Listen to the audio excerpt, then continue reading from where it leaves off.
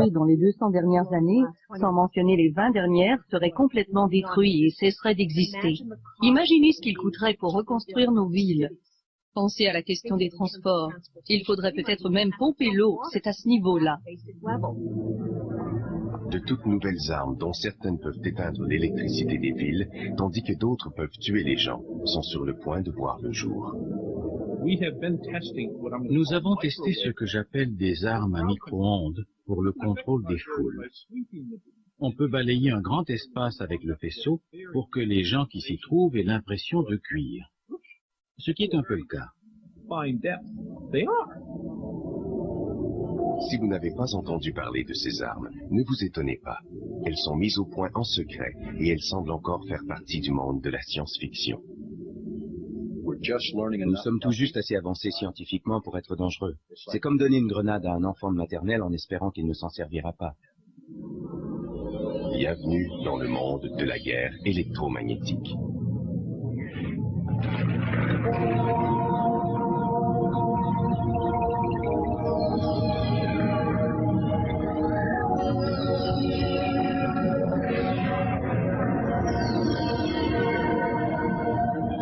L'île Belle, à Terre-Neuve, sur la côte de l'océan Atlantique, est un endroit des plus paisibles.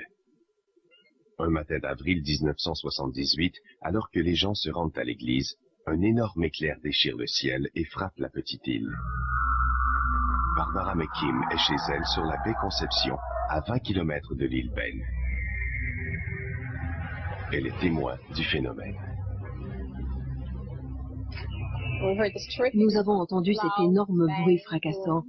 La maison a tremblé et la vaisselle a vibré sur les tablettes.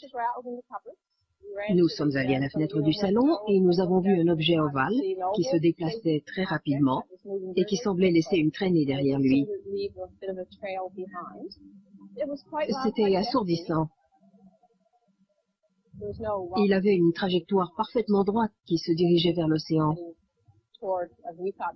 C'est ce que nous croyions, mais il a abouti sur l'île Belle. L'étrange rayon est observé par des douzaines de témoins, avant d'aller éclater sur la propriété de Jim et Susie Bickford, où il bouleverse la quiétude de ce dimanche matin. Des appareils de télévision explosent, des fusibles sont éjectés des murs, et des boules de feu traversent les bâtiments. Oui, j'étais sur l'île Belle le 2 avril 1978. Steve Parsley est le voisin et le gendre des Bickford. Il vient tout juste de quitter la grange quand l'éclair frappe. Quand nous avons regardé, il n'y avait que la porte. Et on ne voyait que des débris. La remise et la grange avaient été réduites en miettes. C'était une terrible explosion. Les satellites enregistrent une des plus grandes émissions lumineuses de l'histoire, équivalente à celle d'une explosion de 10 mégatonnes.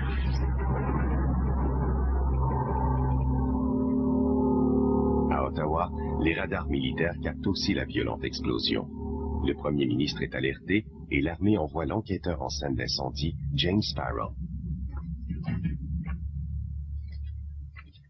Dès que j'ai vu les fusibles incrustés dans le mur, j'ai compris que j'avais affaire à quelque chose de particulier. J'étais impressionné. La grange était sans dessus-dessous et les poulets étaient morts. Ensuite, j'ai vu que la décharge électrique avait attaqué les clous du clocher. Je suis ressorti et j'ai remarqué que l'isolant était arraché des fils électriques. Je l'ai montré à M. Beckford. Il était surpris et m'a demandé ce que c'était. Je lui ai répondu que je n'en savais rien.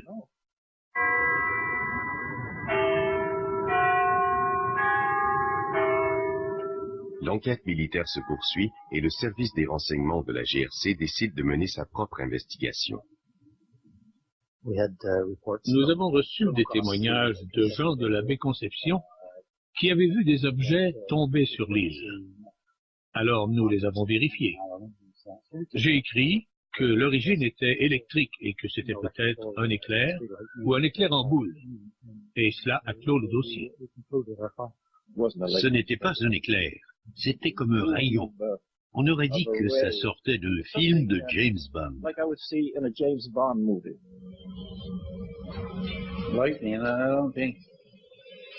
Je ne crois pas que c'était un éclair. C'était venu de Dieu sait où, et il y a eu des enquêtes. On dirait que ce n'était pas juste un éclair.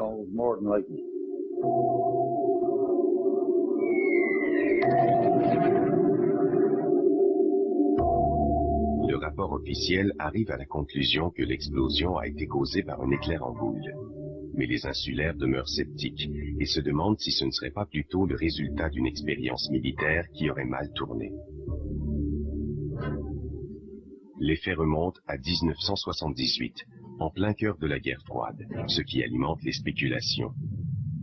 La Russie et les États-Unis se sont dotés de tout un arsenal qui n'a rien de rassurant.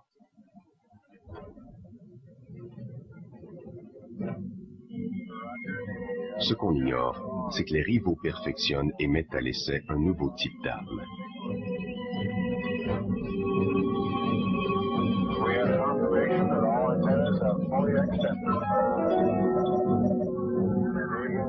À l'époque où se produit l'explosion sur l'île Belle, les armes électromagnétiques sont à l'étude depuis 30 ans.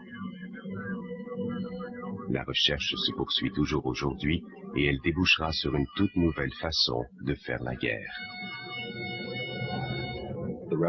Les militaires considèrent que cela modifiera complètement leur mode d'opération.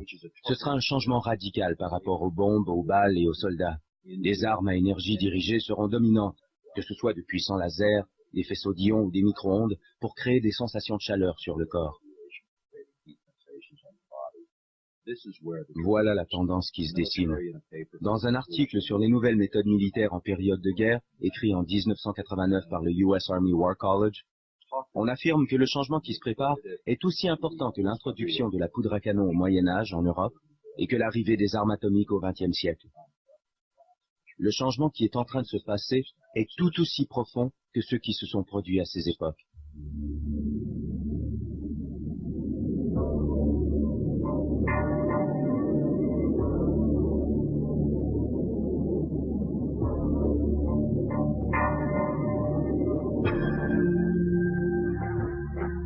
On a dit que l'histoire de l'homme était l'histoire de la guerre. Si cela est vrai, l'histoire de l'homme va bientôt faire un grand saut vers l'avenir.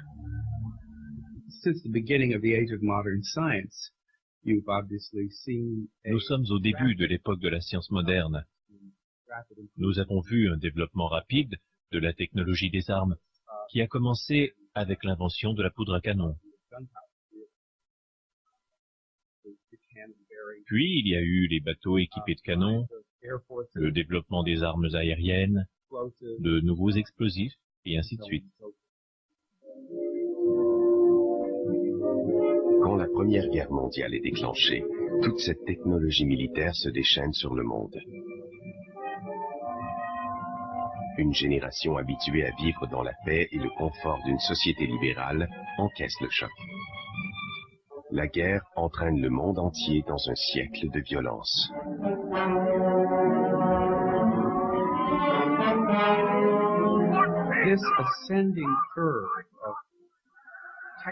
Cette courbe ascendante de progrès technique, pour user de violence, atteint son apogée absolu avec l'apparition de l'arme nucléaire. C'est le point culminant de la tendance qui a débuté à l'âge de pierre quand le premier être humain a pris un os et s'en est servi pour frapper un rival. Ça a commencé là et ça s'est poursuivi jusqu'à l'arme nucléaire. La perspective d'une destruction mutuelle force les superpuissances à être prudentes, mais ne ralentit en rien la recherche en armement. En ce début du XXIe siècle, la technologie qui nous a procuré les téléphones cellulaires, les micro-ondes et les télécommandes est maintenant utilisée dans toute une gamme de nouvelles armes. La recherche sur ces armes est restée longtemps secrète, jusqu'à ce qu'un journaliste du New York Times se mette à enquêter. Le New York Times voulait publier un dossier sur les nouvelles frontières des technologies militaires et nous avions déjà enquêté sur ce qu'on appelle les bombes intelligentes et les bombes guidées par satellite. Nous voulions vraiment découvrir ce que serait la prochaine étape. J'ai fait mes recherches, j'ai parlé à des analystes militaires de ma connaissance et aussi à des gens qui investissent en bourse et qui suivent donc de près les compagnies qui ont des contrats gouvernementaux. Ils m'ont mentionné cette toute nouvelle catégorie, les armes à énergie dirigée et les armes électromagnétiques. Voilà comment nous l'avons découvert. Puis nous avons commencé à écrire sur le sujet, et un des problèmes que nous avons rencontrés est que le gouvernement ne veut pas divulguer d'informations. La plupart de ces programmes sont toujours secrets.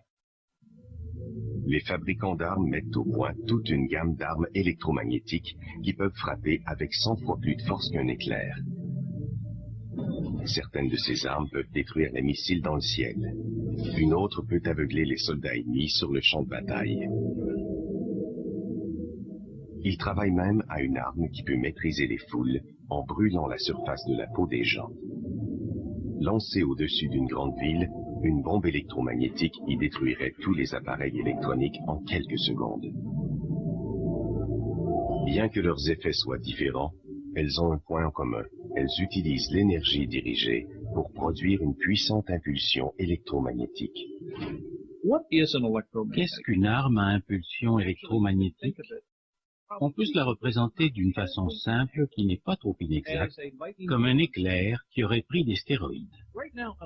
L'impulsion électromagnétique d'un éclair est une matraque beaucoup trop grossière. La longueur d'onde est beaucoup trop longue. Idéalement, ce qu'on veut faire, c'est prendre l'énergie de l'éclair, qui a une grande longueur d'onde, et la transférer dans des micro-ondes. Que sont les micro-ondes? Ce sont toutes les ondes qui ont entre 1 mètre et 1 millimètre. Pensez à quel point cela correspond bien à presque tout dans notre société. Presque tous nos appareils électroniques ont entre 1 mètre et 1 millimètre. Prenez l'antenne de votre téléphone cellulaire. Elle est faite pour absorber les impulsions électromagnétiques. Elle n'est pas faite pour résister à la puissance d'une arme à impulsion électromagnétique. Ces armes électromagnétiques sont capables de détruire pratiquement tout ce qui contient une puce. Non seulement les systèmes de communication, mais aussi les systèmes d'alimentation en énergie, les télévisions et les appareils radio. Même la plupart des voitures de nos jours ont un système de démarrage électronique. Dans notre société et dans beaucoup de pays, si ces armes étaient utilisées au bon endroit, tout ce qui contient une puce pourrait devenir inutilisable.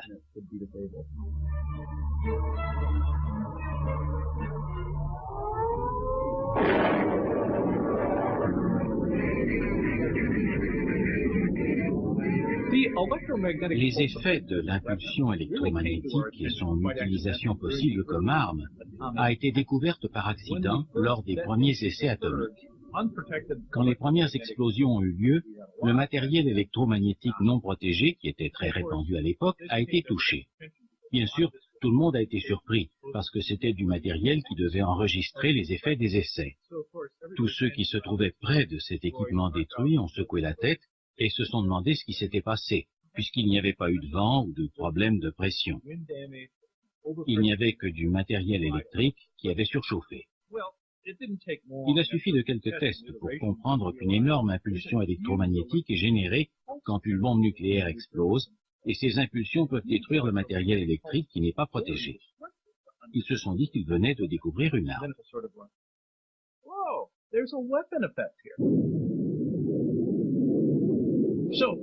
Au début des années 50, à Los Alamos, où se déroulaient des recherches nucléaires, les chercheurs se sont dit qu'ils pourraient créer uniquement l'impulsion électromagnétique.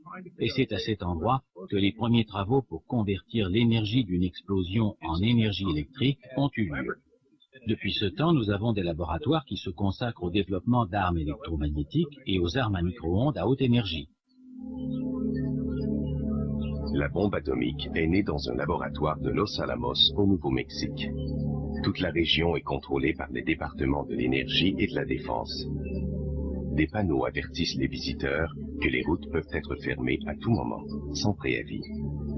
Il est difficile d'imaginer que ces lieux inhospitaliers aient quelque chose à voir avec la charmante île belle de Terre-Neuve. Mais en 1978, ils sont associés quand les satellites de défense américains observent un éclat lumineux beaucoup plus puissant que celui de la bombe d'Hiroshima.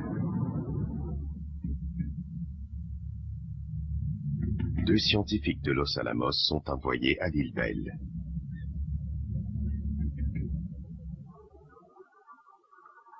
Les enquêteurs John Warren et Robert Freeman arrivent sur la petite île de la côte est de Terre-Neuve, moins de 24 heures après l'incident.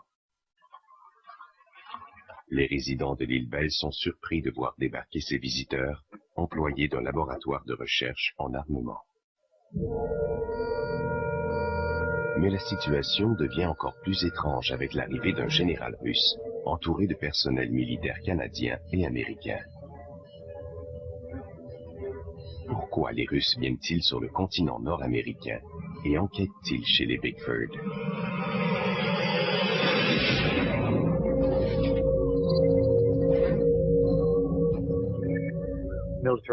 Des militaires canadiens, américains et russes sont venus ici. Dans les jours suivants, ils sont passés nous voir au bureau pour savoir si nous avions trouvé quelque chose de différent. Ce n'était pas le cas. Nous avons partagé certaines informations, mais ils ne nous ont pas donné accès à ce qu'ils avaient découvert.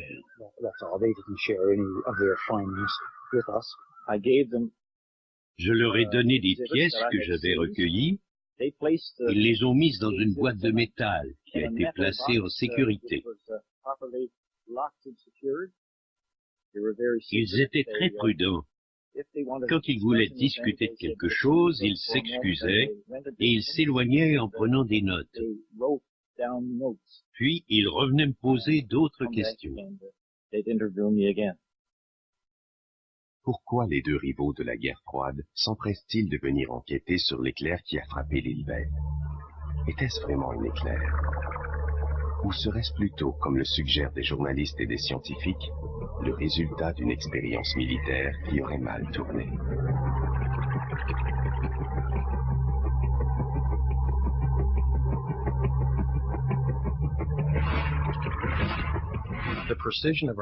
La précision de l'impulsion électromagnétique, tout comme la précision des armes conventionnelles, a augmenté considérablement. Nous serons capables d'éteindre l'électricité d'un pâté de maison ou d'un poste de commande, par exemple.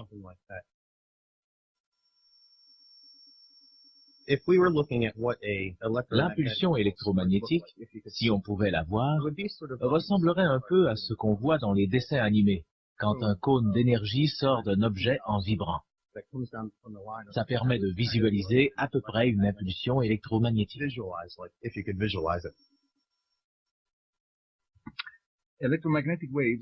Les ondes électromagnétiques prennent toutes sortes de formes. Les gens ne savent pas que la lumière qui me rend visible en ce moment est une onde électromagnétique. Nos yeux sont sensibles à une certaine portion de ce qu'on appelle le spectre électromagnétique. La chaleur est une autre forme d'onde électromagnétique.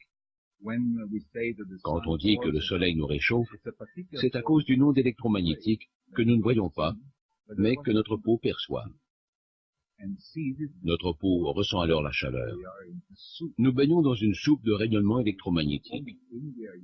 On peut utiliser un téléphone cellulaire de presque n'importe quel lieu ou allumer la télévision et recevoir un signal. Ces ondes électromagnétiques peuvent être utilisées de bien des façons différentes. Il existe en Alaska une installation à cet effet. Le projet HARP est une expérience d'énergie dirigée menée par l'armée américaine. HARP dispose d'un vaste champ d'antennes dont les ondes sont dirigées vers l'ionosphère, loin au-dessus de la surface de la Terre.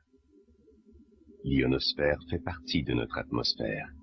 Elle contient des particules chargées électriquement et agit comme un miroir qui renvoie les ondes radio vers la Terre.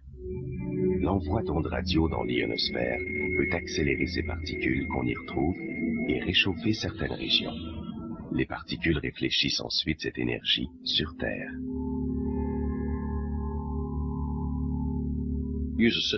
Avec un système comme le HARP, on peut atteindre une puissance extraordinaire. HARP envoie de l'énergie dans l'ionosphère à la bonne fréquence et utilise l'énergie qui s'y trouve pour la convertir et l'utiliser. Le système HARP est tellement puissant qu'il peut faire vibrer l'ionosphère en harmonie avec son signal. Le signal de HARP peut servir de radar défensif capable de détecter des missiles et des avions au-delà de l'horizon. À cette fin, HARP utilise deux systèmes différents. Un qui sert à créer un miroir au plasma et l'autre qui sert à renvoyer le signal. Une fois que les missiles ennemis sont détectés par le HARP, les militaires peuvent utiliser différentes armes à énergie dirigée pour détruire les cibles ennemies en plein vol.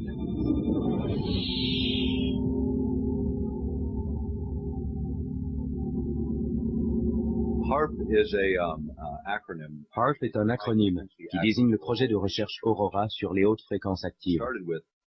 Le programme a débuté par l'approche visionnaire de Bernard Eastlund, qui cherchait une façon de parer la menace que posaient des missiles balistiques intercontinentaux qui seraient lancés par des États voyous ou par les rivaux traditionnels. L'antenne qui a été conçue à l'origine devait être assez grosse et assez puissante pour apporter d'importantes modifications à l'ionosphère. Ces travaux se déroulaient pendant la guerre froide et mon but était de nous défendre contre une attaque de missiles russes. Le plan était de créer un bouclier au-dessus du Canada, des États-Unis et du monde entier qu'un missile ne pourrait pas pénétrer.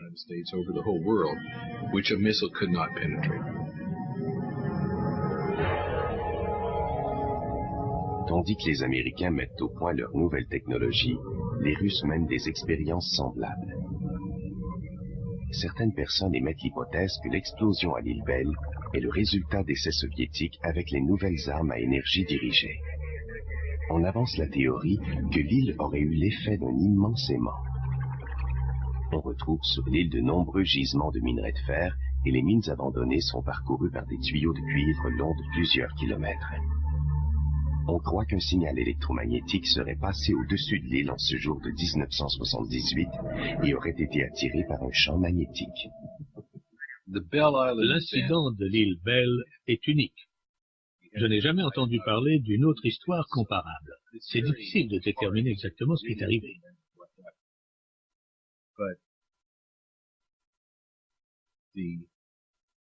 Mais le genre de choses qui a pu se produire implique de hauts voltages et des chemins conducteurs d'électricité dans l'atmosphère. Une antenne entièrement déployée, telle que celle que je décrivais, aurait probablement permis de produire de pareils hauts voltages. En ce qui concerne l'île Belle, je ne peux pas me prononcer sur ce qui a pu se passer là-bas ou affirmer que c'est relié à un transmetteur tel que celui du projet HARP. Par contre, je peux parler de ce qu'on peut s'attendre à voir quand on utilise une telle technologie. Une des grandes questions est, qu'arrive-t-il si le signal qui monte vers l'ionosphère a un effet conducteur? En d'autres mots, s'il se comporte comme un fil de cuivre qu'on brancherait dans une prise de courant. Cette énergie agirait comme un conduit qui puiserait de l'énergie dans l'ionosphère. Et quel serait le résultat? Cela créerait le plus gros éclair qu'on aurait jamais vu. Il frapperait la Terre 40 fois par seconde jusqu'à ce que toute cette énergie soit déchargée.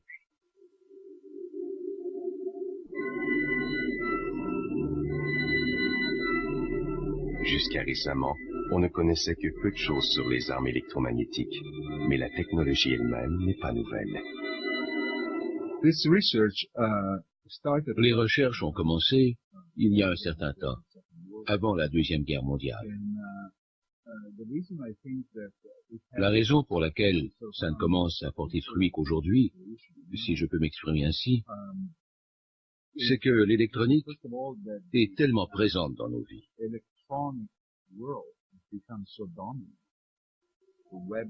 Internet est devenu un réseau global tellement omniprésent qu'il devient une cible militaire.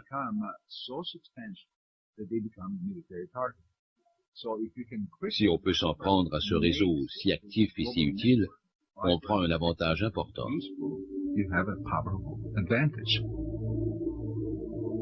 La révolution est peut-être déjà commencée. Certains croient que ces armes auraient été utilisées lors de combats au Kosovo en 1999. Pendant la guerre en Irak de 2003, on rapporte qu'une version secrète du missile de croisière Tomahawk aurait été lancée. Peu après le tir, les lumières s'éteignent à Bagdad, bien qu'aucun dégât matériel ne soit visible à la centrale électrique visée. Il est connu qu'il faut se servir d'un missile de croisière Tomahawk pour lancer une puissante bombe à micro-ondes. Je crois, et j'ai des informations de sources militaires qui me l'indiquent, que ces armes ont été utilisées pour la première fois en Irak, mais il n'y a eu aucune confirmation publique. Les bruyantes explosions tirent-elles à leur fin et seront-elles remplacées par des armes et des machines invisibles? Ces nouvelles armes, bombes électroniques, lasers, masers, utilisent l'énergie dirigée pour détruire les missiles en plein ciel, neutraliser l'ennemi sans verser le sang et attaquer les systèmes de communication, rendant inopérants les postes de contrôle et de commandement. À la différence des bombes conventionnelles, la bombe électronique pourra repérer la cible à atteindre. Un fort courant traverse la bombe, ce qui propulse l'énergie vers l'avant et la concentre dans l'antenne à micro-ondes. La bombe se désintègre dans les airs et au même moment, un faisceau de micro-ondes se dirige vers la cible. La zone visée se nomme le périmètre d'impact. Tous les appareils électroniques qui ne sont pas protégés se tordraient et on sentirait une forte odeur de brûlé. Nous avons tous déjà fait sauter un appareil et nous connaissons l'odeur caractéristique. On la retrouverait beaucoup parce que les appareils seraient endommagés. La fonction des armes électromagnétiques est de faire sauter les circuits électroniques.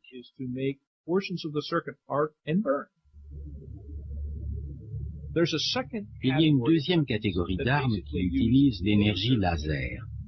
Alors qu'une arme électromagnétique émet une seule énorme impulsion, un laser est un courant continu de radiation qui contient assez d'intensité pour faire des dégâts.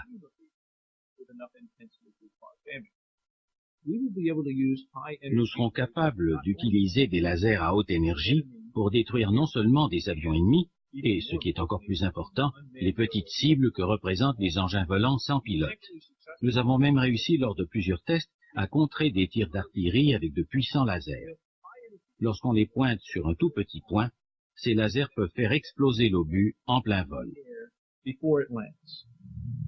Ces nouvelles armes ne servent pas qu'à détruire les systèmes de communication et les obus ennemis. Elles peuvent également être utilisées contre les gens. Une des choses qui est étudiée est un laser aveuglant, qui pourrait par exemple affecter des soldats qui prennent d'assaut un champ de bataille. Un faisceau laser assez large et assez puissant pourrait temporairement aveugler les soldats qui regarderaient dans cette direction. Nous avons aussi testé ce que j'appelle les armes à micro-ondes pour le contrôle des foules. Plutôt que d'émettre une seule impulsion, ces armes émettent de l'énergie dirigée de façon continue et chauffent la peau très rapidement, presque de la même façon que le four à micro-ondes. Mais ce sont des émissions de micro-ondes contrôlées, et elles peuvent mettre l'armée ennemie en déroute très rapidement, quand ces soldats ressentent une sensation de brûlure sur leur peau. Le bon côté des armes au micro-ondes est qu'avec elles, ce n'est pas nécessaire d'infliger des blessures graves aux gens. Dans les pays en guerre, il n'est pas toujours facile de distinguer entre les combattants et les civils. Grâce aux armes à énergie dirigée, comparables aux inoffensifs pointeurs au laser et aux scanners des supermarchés, les militaires peuvent contrer l'ennemi sans lui infliger de blessures permanentes. Lors de l'intervention en Somalie, les miliciens se mêlaient aux civils et ne portaient pas d'uniforme, ce qui les rendait presque impossibles à reconnaître. Ils en profitaient pour ouvrir le feu sur les troupes américaines. Dans une telle situation, il serait très avantageux de pouvoir repousser ces attaques avec une arme non mortelle. Cela permettrait d'éviter d'ouvrir le feu vers des personnes civiles, alors que c'est la dernière chose que l'on veut faire.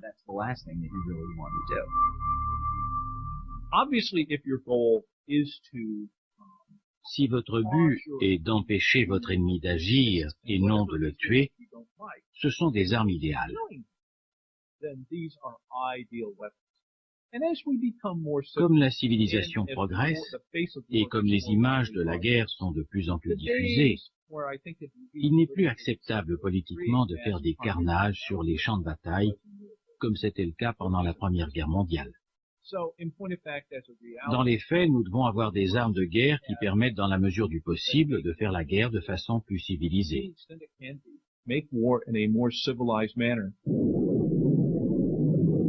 Les armes électromagnétiques seront-elles plus civilisées que les armes traditionnelles? Les effets à long terme de la bombe atomique ont d'abord été minimisés et mal compris.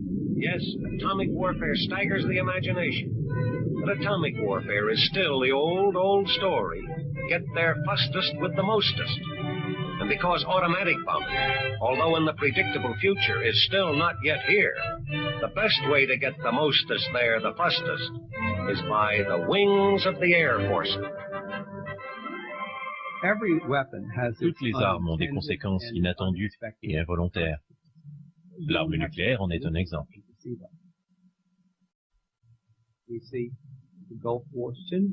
Nous connaissons le syndrome de la guerre du Golfe. On croit qu'il est causé par l'exposition aux produits chimiques pendant cette guerre, mais on n'en est pas certain. On reconnaît cependant que ces soldats ont eu des problèmes de santé que les vétérans des autres guerres n'ont pas eus, et ils sont dédommagés par le gouvernement.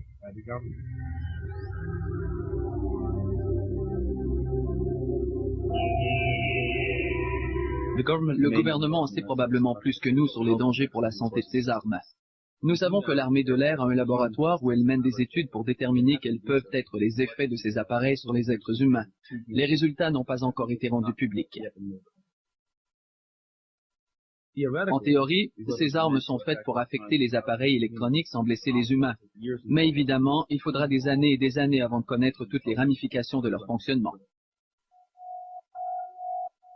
Ces armes fonctionnent à l'énergie dirigée, un peu comme si on utilisait l'énergie d'un puissant éclair. Il est difficile d'évaluer si le phénomène mystérieux qui s'est produit sur l'île Belle a eu des conséquences sur les êtres humains.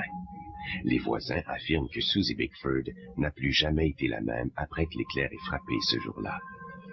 Ce n'est peut-être qu'une coïncidence, mais elle décède 4 mois après l'événement. Son certificat de décès indique que celui-ci est attribuable à une insuffisance cardiaque.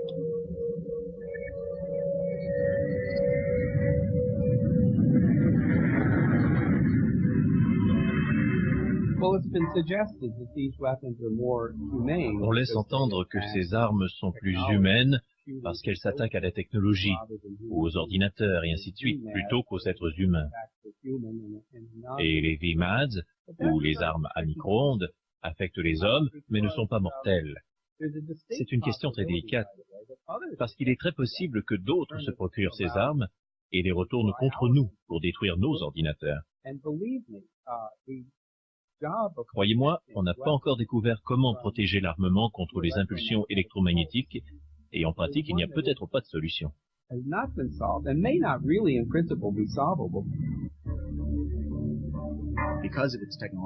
À cause de sa supériorité technologique, l'armée américaine est certainement la plus exposée à ce type d'innovation. Voilà pourquoi les autres pays, qui réalisent qu'ils ne peuvent se mesurer à l'armée américaine dans un combat loyal, s'intéressent à ce genre d'appareil. Ils croient que cela leur permettra de lutter à armes égales. À chaque génération et à chaque guerre, de nouvelles façons de tuer des gens sont inventées. La bombe atomique lors de la Deuxième Guerre mondiale, le napalm au Vietnam, ou les bombes intelligentes lors de l'opération Tempête du désert. Les États-Unis sont maintenant prêts à surprendre le monde entier avec toute une gamme de nouvelles armes puissantes. Les autres pays se tiennent prêts à participer à cette course aux armements électromagnétiques. Je ne sais pas qui possède des armes électromagnétiques comme celles que nous sommes en train de mettre au point. Probablement que des pays comme la Chine ou la Russie ont toutes deux des technologies militaires très avancées. La Chine, par exemple, est parmi les leaders mondiaux dans les lasers. Je crois que les 3 pays réussiront à mettre au point cette technologie, et peut-être aussi l'Inde. Comme les armes électromagnétiques sont nouvelles, elles ne sont pas couvertes par les traités qui limitent la prolifération des armes conventionnelles. Les États-Unis ont l'intention de construire un système de défense antimissiles au-dessus du Nord canadien pour intercepter les missiles balistiques. Cela mènera-t-il au déploiement d'armes électromagnétiques dans l'espace et à la création d'armées puissantes qui échapperont à tout contrôle? Je me suis intéressé au Space Preservation Act. Quand j'ai appris que l'administration à Washington travaillait à un programme nommé Vision 2020. C'est un programme qui est conçu pour permettre aux États-Unis de dominer le monde de l'espace.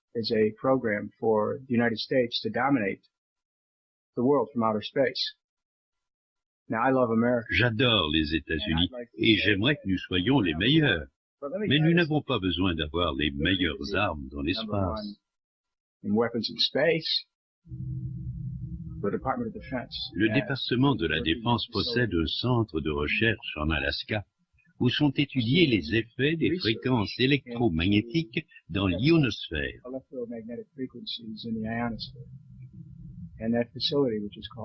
Ce centre se nomme le HAARP.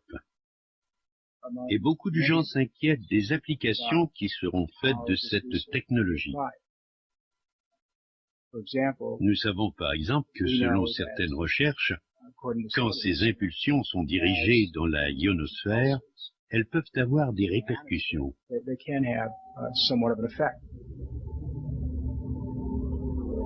Quels effets négatifs nous sont inconnus? Les impulsions électromagnétiques perceront-elles des trous dans l'ionosphère et détruiront-elles une des couches protectrices de la Terre de la même façon que la pollution s'attaque à la couche d'ozone? Je sais que certaines personnes s'inquiètent des effets sur l'ionosphère et je crois qu'il faut étudier sérieusement les conséquences. À l'époque, il y avait 6000 ogives nucléaires pointées sur nous et c'était notre seule préoccupation. Mais si on veut construire une antenne aussi grosse que celle dont je parlais, il faut vraiment évaluer les effets secondaires.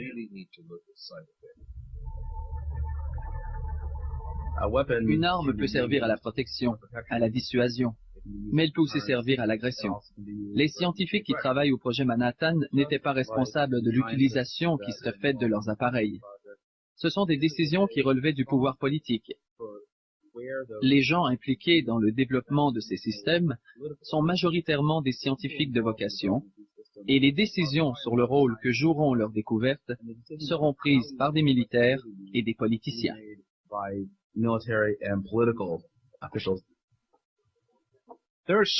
Il y a plusieurs lois aux États-Unis et aux Nations Unies qui concernent la sauvegarde de l'espace et qui interdisent de l'utiliser comme plateforme pour les armes nucléaires.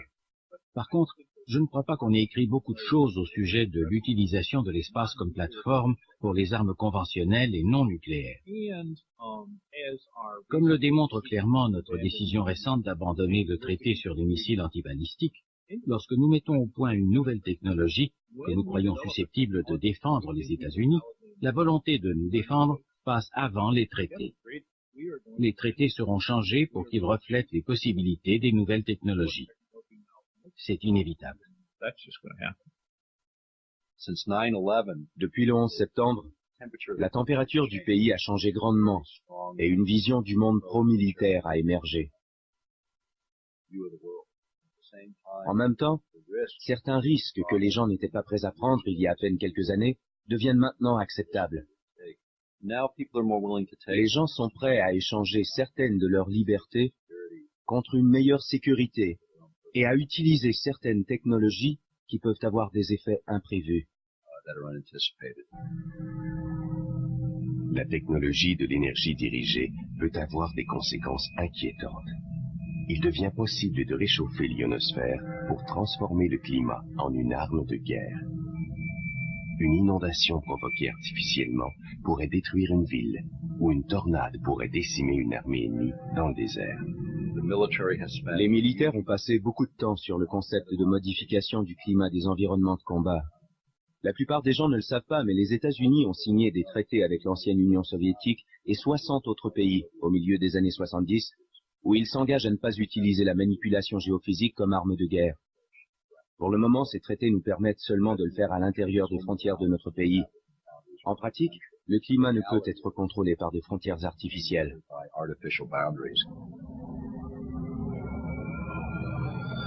Devrait-on s'inquiéter quand les États-Unis disent vouloir ouvrir les traités sur la modification du climat? Quelle mauvaise surprise nous attend si nous empruntons cette direction?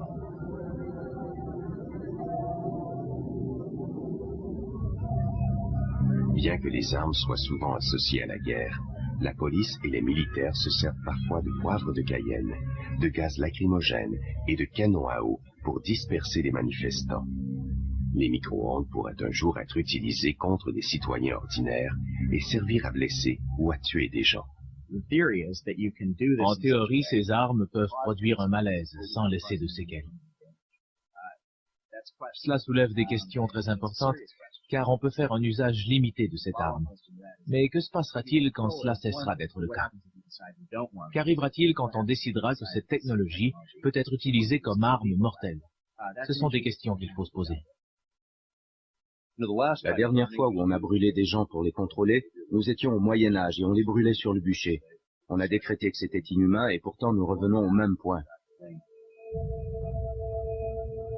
S'il y a une chose que nous avons apprise depuis la découverte des armes atomiques il y a 60 ans, c'est que les gouvernements essaieront de rendre ces armes aussi puissantes que possible.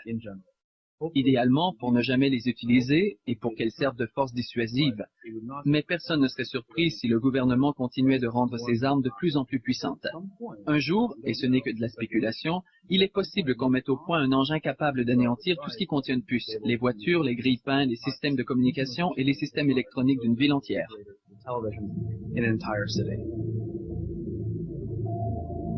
Si une impulsion électromagnétique se produisait au-dessus d'une ville, tous les appareils électroniques de votre résidence s'éteindraient. Ils seraient détruits de façon permanente. Nous retournerons au 19e siècle. Dans ce type de société, nous n'aurons pas de réfrigérateur ou de lave-vaisselle, ni même de micro-ondes. Nous n'aurons plus de téléphone cellulaire, plus de téléphone, plus le moindre moyen de communication moderne. Ce sera la confusion la plus totale. La panique gagnera les rues, les foules deviendront incontrôlables, et ce sera le chaos absolu.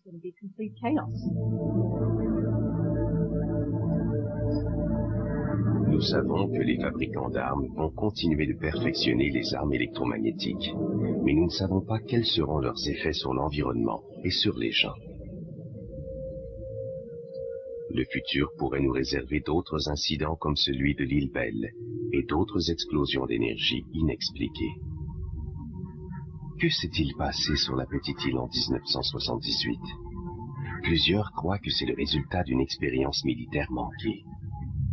Cela expliquerait pourquoi un général russe et des scientifiques de Los Alamos ont été envoyés précipitamment sur les lieux. Selon une théorie répandue, la Russie aurait tenté d'envoyer un signal électromagnétique vers Cuba, mais celui-ci aurait été détourné par le minerai de fer et les tuyaux de cuivre de l'île qui auraient eu l'effet d'un aimant. D'autres affirment que l'explosion aurait été causée par une importante tempête solaire ou encore qu'un éclair en boule aurait frappé l'île. Nous ne saurons peut-être jamais ce qui est vraiment arrivé sur l'île Belle et si l'éclair était une arme ou un phénomène naturel. Nous savons par contre que les armes de la prochaine génération auront le même effet que ce qui a été observé à l'île Belle. Que serait-il arrivé si la gigantesque décharge avait atterri non pas sur la petite île Belle, mais en plein cœur de Toronto ou de New York? Dans ces jungles électroniques densément peuplées, quels auraient été les dégâts? Cela peut affecter les êtres humains, et ils ont le droit de participer à la discussion et de débattre de la question. Si de nouvelles armes doivent changer le visage de la guerre, les citoyens des démocraties, en particulier celles qui contrôlent les forces militaires sur la Terre, doivent avoir leur mot à dire. Et pour l'instant, ce n'est pas le cas.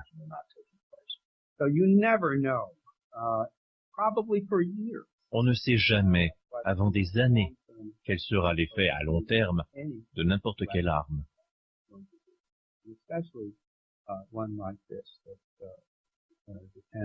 En particulier, une arme comme celle-ci, qui fonctionne avec d'intenses impulsions électromagnétiques.